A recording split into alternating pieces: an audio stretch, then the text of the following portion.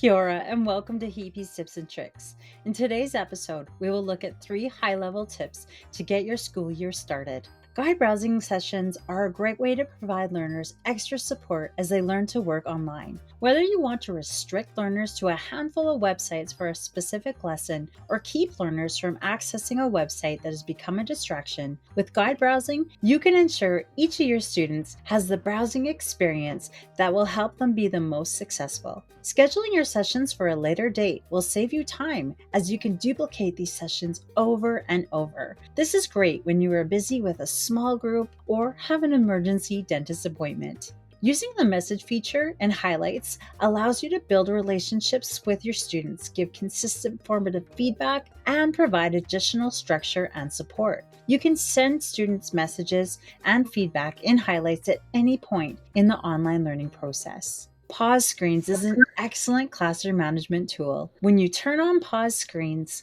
students' browsers are temporarily locked, so they cannot browse the internet. This is a helpful feature if you need to get the entire class's attention for some direct instruction or to facilitate a change in activities. Thanks for watching.